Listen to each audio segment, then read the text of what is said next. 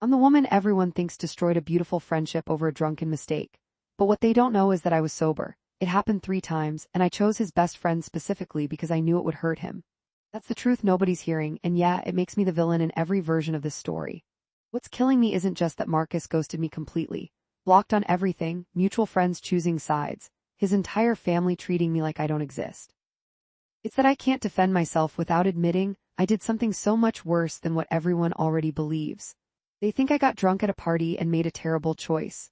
The reality would make them understand why he won't even look at me anymore. So here's what I'm going to do. I'm going to tell you everything, including the part where I watched Marcus plan our future while I was actively sabotaging it. Because someone needs to know the whole story, even if it confirms that I'm exactly as terrible as he thinks I am.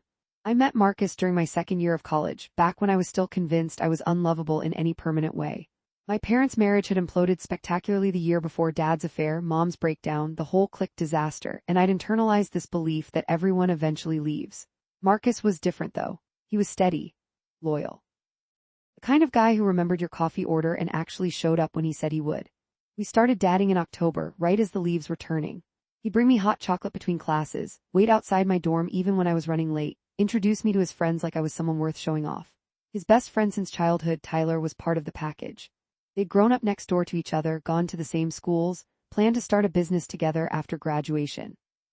Tyler was charismatic where Marcus was thoughtful, impulsive where Marcus was careful. I noticed the difference immediately. For the first few months, everything felt almost suspiciously perfect. Marcus would hold my hand while we studied, make playlists for me, talk about trips we'd take together someday. I kept waiting for him to realize I wasn't worth all that effort. Every time he said, "I love you," I heard for now. Every plan he made felt like a promise he'd eventually break. Tyler noticed before Marcus did that I was struggling with something. He'd catch me zoning out during group hangouts, ask if I was okay when I got too quiet. I should have recognized what was happening, this slow pull towards someone who saw my cracks instead of just my surface. Instead, I told myself it was nice to have Marcus's best friend looking out for me too. The first warning sign came in February, during Tyler's birthday party. Marcus was in the kitchen getting more drinks, and Tyler leaned in close, told me he was glad Marcus had found someone real for once. The way he said it, the way he looked at me, there was something underneath the words that made my stomach flip. I didn't pull away, I should have pulled away. Marcus came back with our drinks oblivious, and I felt this sick satisfaction at having a secret he didn't know about. Nothing had happened technically, but something had shifted. I'd felt desired by someone who wasn't supposed to desire me, and it filled a hole I didn't even know was there. Over the next month, I started paying more attention to Tyler during group activities. How he laughed, how he told stories, how he seemed to command whatever room he entered. Marcus was wonderful, attentive, thoughtful, consistent, but Tyler was exciting, unpredictable, and I started wondering what it would feel like if that energy was directed at me specifically. Here's the thing nobody understands: I didn't fall into anything. I chose it, deliberately. It started with small boundary violations I told myself didn't matter. Texting Tyler separately from the group chat, just casual stuff at first. Sitting next to him instead of Marcus during movie nights, feeling that electric awareness of his proximity. Laughing a little too hard at his jokes. Marcus noticed enough to tease me about bonding with his best friend, which just made it feel safer somehow, like I had permission to get closer. Tyler started reciprocating in March, a hand on my lower back when we walked through doorways. Inside jokes that excluded Marcus. Once, when Marcus went to the bathroom during dinner, Tyler looked directly at me and said, "You're too interesting for anyone to fully figure out." I felt seen in a way that should have terrified me but instead felt validating. I rationalized it constantly. Marcus and I were solid, so what harm was a little flirtation? Tyler was his best friend, which meant these feelings were obviously just confused friendship emotions. I wasn't actually going to do anything. I was just enjoying feeling wanted by two people instead of one. The rationalization was its own kind of lie, and I knew it. Marcus started mentioning our future more frequently around this time. He'd talk about the apartment we'd get after graduation, the road trip he wanted to take me on that summer, how he'd already told his parents I'd be coming to their anniversary party in June. Every plan felt like another rope tying me down, and instead of feeling loved, I felt trapped. Tyler mentioned he was thinking about doing a semester abroad. Something about the thought of him leaving created this artificial urgency that I manufactured entirely in my own head. Looking back, I can see I was building myself a justification structure for something I'd already decided to do. The first time was April 3rd. Marcus had an exam the next morning and went to bed early. Tyler and I were supposedly watching a movie in the common area of Marcus's apartment. We were both completely sober. I need you to understand that. I sat next to him on the couch, close enough that our legs touched. He didn't move away. Neither did I. We shouldn't be doing this, I said, which was really just another way of asking if we were going to do it. Probably not, Tyler agreed, and then he kissed me. I kissed him back. I'd been thinking about it for weeks, and when it finally happened, my first thought wasn't guilt. It was relief, validation, proof that I was the kind of person multiple people could want. We made out for maybe 20 minutes before we heard Marcus's bedroom door open. We separated instantly, Tyler changing the channel like nothing had happened, me pretending to be absorbed in my phone.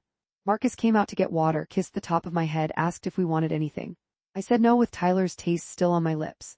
The second time was worse because I initiated it. Marcus had class, Tyler was at the apartment alone, and I texted him, studying at yours today. I told myself I needed a quiet place to work. I knew exactly what I was doing. We had sex on Marcus's couch. The same couch where Marcus and I watched movies, where he told me he loved me for the first time, where he planned our future. I remember Tyler asking, "Are you sure?" and me saying yes immediately, like I'd been waiting for permission. Afterwards, I felt powerful. Not guilty, powerful. Like I'd proven something about my own desirability. Tyler seemed shaken, kept saying this couldn't happen again, that Marcus was his best friend. I agreed out loud while mentally calculating when we'd next be alone together. I went to Marcus's that evening like nothing had changed. He'd made dinner pasta with this specific sauce I'd mentioned liking once, and I ate it while he talked about his day. He mentioned Tyler seemed weird lately, kind of distant.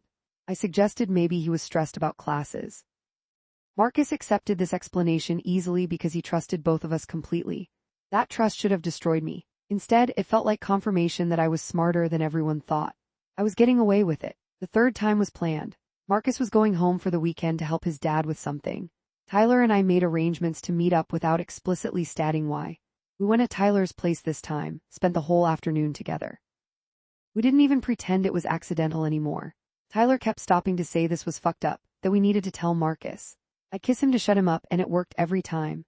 I was in complete control of the situation, or so I believed. What I didn't realize was that control was just another word for self-destruction. Marcus came back from his weekend with flowers for me, and a story about how his mom kept asking when she'd get to meet me properly. He'd apparently talked about me the entire time he was home. His dad had joked about him being totally whipped. Marcus told me this with zero embarrassment, just pure happiness at having someone he wanted to talk about. I thanked him for the flowers and felt nothing but annoyance at his transparency. Tyler started pulling back after that. He stopped responding to my texts as quickly, made excuses when I suggested we hang out. I told myself he was just being cautious, that we'd find another opportunity. What I was really doing was waiting for the inevitable, the confrontation, the discovery, the explosion. Part of me wanted it. The crash came in early May, but not the way I expected. Marcus suggested a weekend trip, just the two of us, this cabin his family owned upstate. He'd been planning it for weeks, had this whole romantic setup in mind. The night before we were supposed to leave, Tyler showed up at my dorm. I told him, Tyler said immediately. I couldn't do it anymore. I told Marcus everything. My first reaction wasn't horror, it was rage. Tyler had taken my choice away. I wanted to be the one to control when and how the truth came out, and he'd stolen that from me. I actually screamed at him for it, told him he'd ruined everything. You ruined everything, Tyler said, looking at me like he was seeing me clearly for the first time. You used both of us. You wanted this to happen. He wasn't wrong, but I wasn't ready to admit that yet. Marcus called me 17 times that night. I didn't answer. I crafted this perfect text message about how sorry I was, how it was a drunken mistake, how I loved him and only him. I sent it knowing he probably already knew the real details from Tyler, but I sent it anyway because I needed to establish the narrative I wanted. He never responded to that text. The next morning I was blocked on everything. Phone, social media, email, every avenue of contact just gone. I went to his apartment and his roommate answered, told me Marcus didn't want to see me. When I asked about Marcus's state of mind, the roommate just looked at me with pure disgust and closed the door in my face. Tyler sent me one message. He knows it was 3 times. He knows you were sober. He knows you came to my place when he was visiting his parents. I'm sorry, but he deserved the truth. We both betrayed him, but at least I finally stopped lying about it. That's when the panic actually set in. Not guilt yet, panic at losing control of the situation. I'd wanted the confession on my terms with my framing. Instead, Marcus had the unvarnished truth that I'd deliberately, repeatedly slept with his best friend while sober and planning it in advance. The social fallout was immediate and brutal. Marcus and I shared a friend group, and within 48 hours, every single one of them had chosen his side. Group chats I was in went silent or I was removed. People who'd hung out with me for months suddenly couldn't make eye contact in the dining hall. Someone, I still don't know who, posted a vague but clearly directed message on their Instagram story about people who betray trust and blame alcohol. Got shared around campus enough that people who didn't even know me personally seemed to know I'd done something terrible. I became the cautionary tale, the girl who cheated on the nice guy with his best friend. What none of them knew was that the drunken mistake narrative was the generous version. Marcus was protecting me even in his silence by not correcting people's assumptions. He could have told everyone I'd planned it, that it happened multiple times, that I'd lied repeatedly to his face. But he didn't. He just disappeared from my life completely and let people believe the kindest possible version of my betrayal. That somehow made it worse. I tried reaching out through mutual friends. Every single one either ignored me or told me explicitly to leave Marcus alone. His roommate threatened to report me for harassment if I came by again. I created a fake Instagram account just to see if Marcus was okay. I know how that sounds, and saw he'd gone home for the rest of the semester. Tyler had apparently transferred schools entirely. I destroyed their friendship. That was the part that kept hitting me in waves. Marcus and Tyler had been best friends since they were 7 years old. They'd planned to be in each other's weddings. They talked about starting a business together. And I'd ended all of that because I needed to prove to myself that I could be wanted by multiple people. The semester ended, and I went home to my own fractured family. My mom asked how Marcus was, whether he'd be visiting over the summer. I'd never told her we broke up. I mumbled something about being busy and locked myself in my room, scrolling through old photos of the three of us looking happy. There was this one picture from spring break, me in the middle, Marcus's arm around my waist, Tyler making a stupid face. We looked like friends, like people who cared about each other. I remembered the exact moment that photo was taken. It was 2 days after the second time Tyler and I had sex. I was already planning the third. In the photo, I'm smiling directly at the camera with no hint of shame. Summer was its own special kind of torture. I couldn't escape my thoughts in the distraction of classes or campus activities. I just sat with what I'd done, replaying every decision, every rationalization, every moment I'd chosen to dig deeper into my own lie. I told myself I missed Marcus. What I actually missed was having someone worship me while I destroyed them. I missed the power of the secret, the thrill of the deception. Those realizations came slowly, painfully in the quiet of my childhood bedroom with nothing to distract me from my own nature. I drafted probably 100 messages to Marcus over those months. Apologies, explanations, pleas for closure. I never sent any of them. What was the point? Every true explanation made me look worse. Every apology was fundamentally selfish, seeking forgiveness to alleviate my own guilt rather than to actually make amends for harm I'd caused. Tyler sent me one message in July: Marcus and I aren't friends anymore. He can't forgive me, and honestly, I don't blame him. I'm transferring because I can't be at the same school after this. I don't think I'm a good person, but at least I finally told the truth. You should think about doing the same. I blocked him without responding because I didn't want to think about the truth. The truth was ugly and damning and revealed me as someone I didn't want to be. When I went back to school in the fall, Marcus wasn't there. He'd transferred too. The few mutual friends I encountered wouldn't tell me where, and I was too ashamed to push. The story of what I'd done had evolved in my absence. Now people said I'd been cheating for months, that I'd gaslighted Marcus, that Tyler had tried to stop me and I'd pursued him relentlessly. Some of those rumors were false, but they weren't entirely unfair extrapolations from the truth. I'd cheated multiple times over weeks. I'd lied to Marcus's face repeatedly. I'd initiated at least one of the encounters with Tyler. The details were sometimes wrong, but the character assessment was accurate. I spent my junior year in social isolation, watching from the periphery as the friend group that used to include me moved on. They found new places to hang out, new inside jokes, new group dynamics that didn't include the girl who'd betrayed one of their own. I dated briefly, but it felt hollow. Nobody could worship me the way Marcus had, and I'd apparently lost my taste for anything less. My grades suffered. My mental health suffered. I gained weight, then lost too much, then stopped caring about my appearance entirely. My mom asked if I was okay during our weekly phone calls, and I lied and said I was just stressed about classes. I couldn't tell her I was grieving the loss of someone I'd deliberately destroyed. The worst part was the defensive anger that would flare up whenever I thought about the situation. Marcus had trusted me completely, and that trust had felt like pressure. Tyler had shown me attention, and I'd chosen to interpret that as justification. Neither of them had forced me to do anything. I made every choice freely, and yet I kept trying to construct narratives where I was somehow less culpable. Tell myself that Marcus was too intense, too invested too quickly. That Tyler had pursued me just as much as I'd pursued him. That if Marcus had been more exciting, maybe I wouldn't have needed to look elsewhere. Every rationalization crumbled under the weight of basic honesty. I'd wanted to do it, so I did it, and I hadn't cared about the consequences because I'd felt entitled to attention from multiple sources. Senior year, I ran into Tyler's younger sister at a coffee shop. She recognized me, and the look on her face was pure contempt. Before I could say anything, she said, Tyler went to therapy for a year because of the guilt. Marcus still won't talk to him.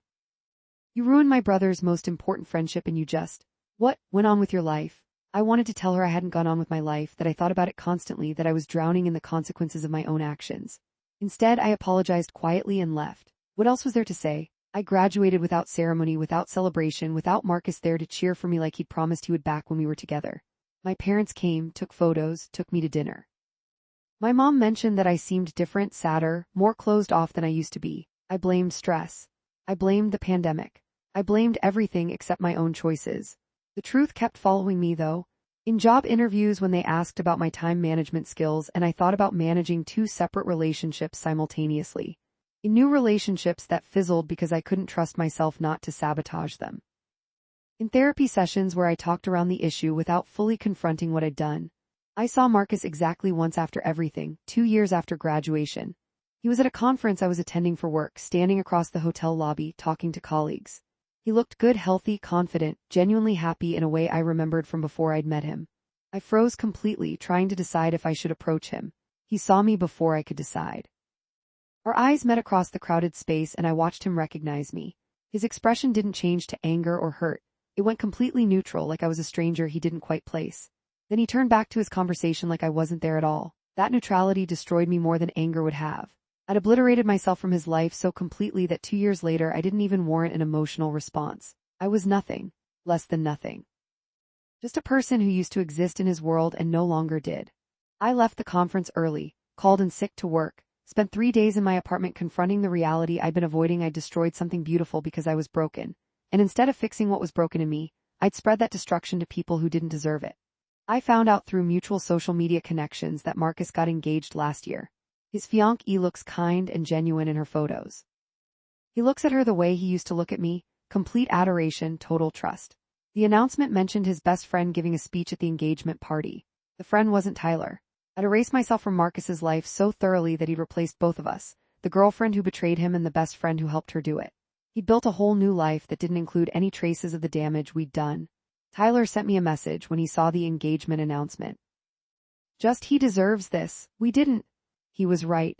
Here's what I've learned in the 5 years since this happened, lessons that came too late to matter. Some people are genuinely good, and they don't deserve to be used as experiments for your own broken self-worth. Trust is a gift, not a pressure. If you feel trapped by someone's love, the problem is you, not them. And there's no such thing as controlling the narrative when you've burned everything down. The truth finds its way out, and it's always worse than you hoped it would be. I'm telling you this now because last week I got engaged myself. My fiancé is wonderful, patient, kind, completely unaware of what I'm capable of when I feel threatened by intimacy. He talks about our future the way Marcus used to, makes plans that assume I'll be there, trusts me completely. And I'm terrified. Terrified that the same broken part of me that destroyed Marcus is still there, waiting for the right trigger to sabotage this too. Terrified that I haven't actually changed, I've just gotten better at hiding my worst impulses.